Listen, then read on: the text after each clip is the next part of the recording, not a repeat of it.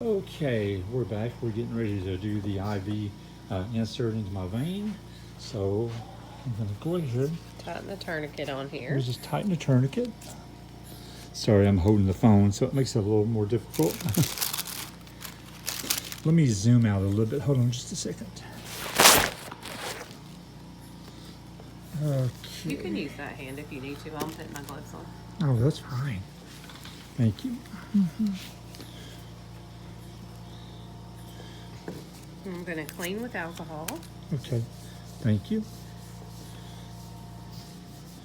We just want to show that this is not like something that's going to kill you if you make one wrong move. As long as you sterilize and you take, common sense precautions and standard medical precautions, I mean, you're not going to hurt yourself like this.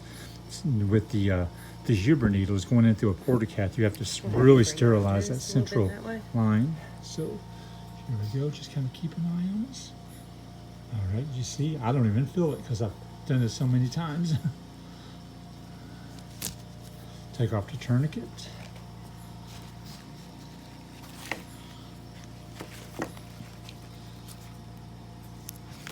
Pull out the needle, and then you hook it right up to a catheter. And let's see, there's blood. Oh, yeah. We want to make sure we get good blood return. Good blood return. We did. Yep. Then you flush it with a posi flush, a saline flush, to make sure there's nothing in the vein or anything. And that flushes with these, so we're good. So we're good. I'm going to wrap it up here just a little bit so that we're not hanging down too far when we start the infusion. That's good. Thank you. And basically that's just to prevent it from catching on something. Is you're, like if you're having to move around or do anything. These things sometimes like to grab everything.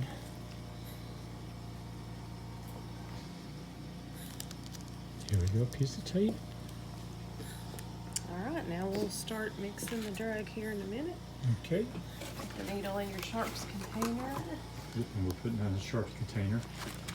Sharps container is basically just a storage place for items that are sensitive, like needles or medication or anything like that. Sometimes we'll go ahead and add extra things in, like bottles and stuff, just because you're not really supposed to. They don't mind you putting them in the trash. They're safe to do so. However, I personally don't trust it, because if somebody breaks it, that's a liability and they cut themselves. So I just throw it all in. And then once it's done, you just ship it out and they'll pick it right up. Okay, now we're going to mix the medicine.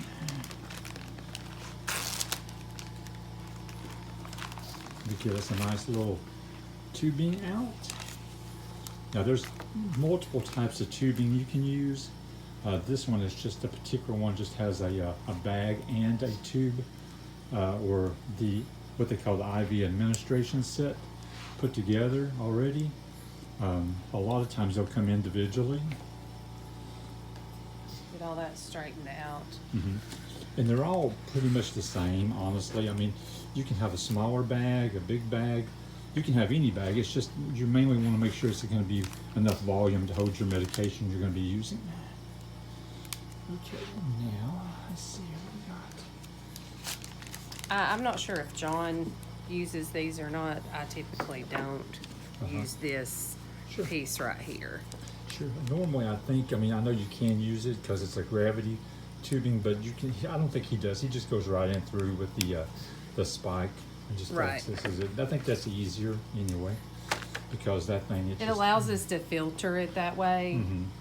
Versus if we just do it with that tubing, there's no filter. Right. Gotcha. So we then close that one off and clamp it, and then we will do ours with the spike and the filter. Okay, gotcha. Then you pull out your 60 ml syringe. You can use multiple types, but we use this one because it's a lot of liquid, so this one actually holds 60 ml, so it's easier and quicker. Let me turn this phone a little. Put on our gloves. All right.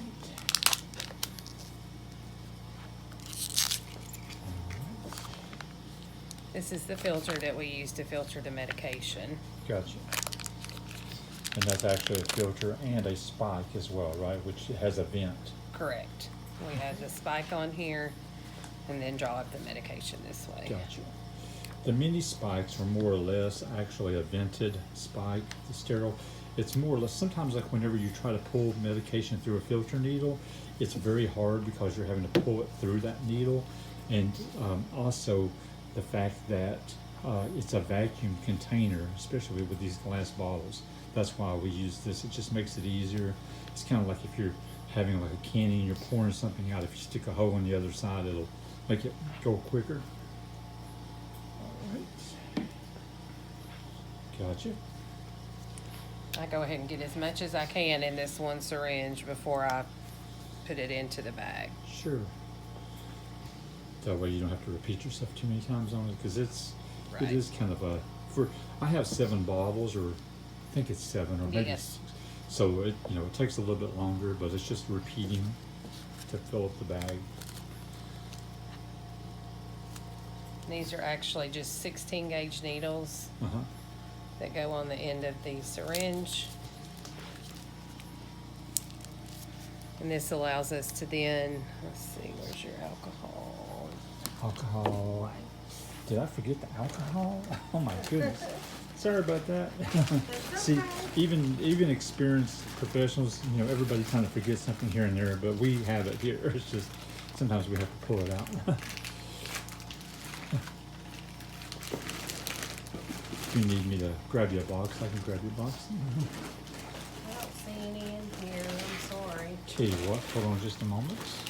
I've got some right here. There's a I bunch of see them. them. Yep, we keep extras. I get more than just this for my wife as well.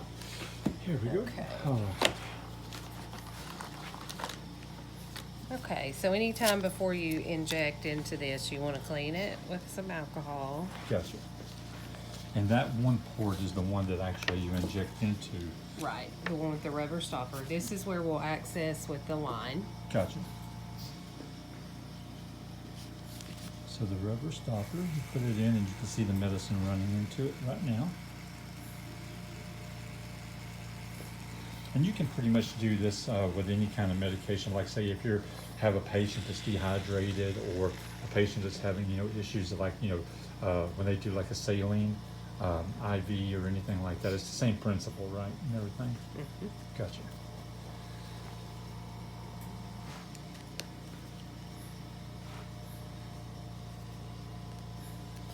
And then anytime I'm double accessing a bottle, I always go ahead and clean that bottle. Sure. That's always a good thing, because you just never know. I mean, Always want to do aseptic technique when you can, a clean technique. sure.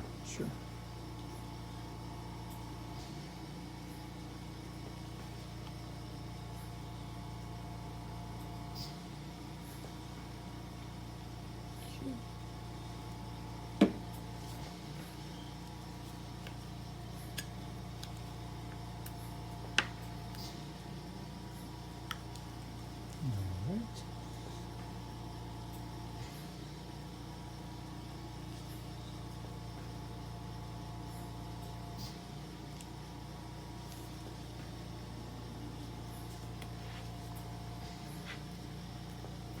right.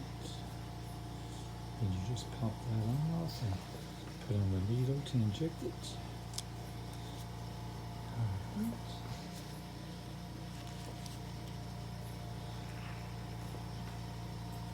The larger the needle, the easier it is to get it into the bag. If, like this is a 16 gauge needle. I don't know if you can see that on there. Yes, uh-huh. But if you use a smaller gauge, like a 22 or 24, it is harder to push in. Gotcha, just because you're trying to push to a smaller surface area. Correct. Gotcha. Okay, tell you what I'm going to do. I'm going to end this video and start another one, because it'll never upload if I don't. Okay. Be right back.